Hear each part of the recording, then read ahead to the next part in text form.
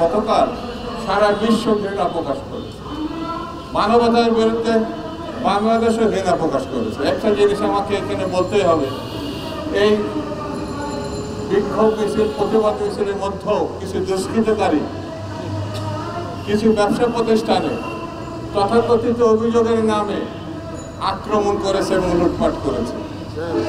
এটা ঘৃণ্য ব্যাপার, এটা সমর্থনযোগ্য না। যারা করেছে তারা মানবতার কলঙ্ক।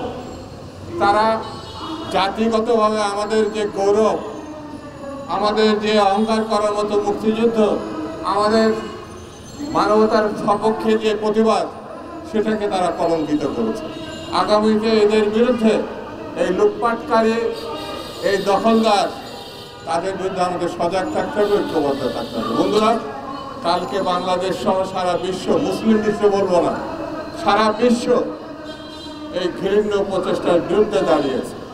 তবে দুঃখ হয়, আল্লাহ আমাদের বহু সম্পদ দেওয়া সত্ত্বেও বাঙালি জাতি, মুসলিম জাতির অন্যতম প্রধান, তারা রুখে দাঁড়িয়েছে। কিন্তু যাদের রুখে দাঁড়ানোর জন্য আমরা প্রত্যাশা করি, সেসব দেশ কিন্তু, বিশেষ করে মধ্যপ্রাচ্যের বিভিন্ন দেশ, কার্যকর ভূমিকা না নিয়ে কিছুটা নীরবতারই পালন করেছে।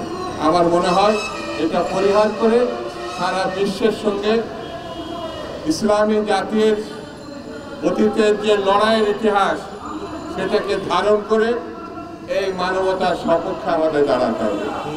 এই মানবতার রক্ষা যদি আমরা না করতে পারি, তাহলে ইসলামকে রক্ষা করা, আমাদের নবী করিম সাল্লাল্লাহু আলাইহি ওয়াসাল্লামের প্রতি আমাদের যে শ্রদ্ধা, ভালোবাসা, সেটাও প্রশ্নের মধ্যে পড়ে যাবে। সেই জন্য সবাইকে আমি এই মানবতার বিরুদ্ধে ঐক্যবদ্ধ হওয়ার আহ্বান জানিয়ে, সবাইকে ধন্যবাদ জানিয়ে আমি আমার বক্তব্য শেষ করছি।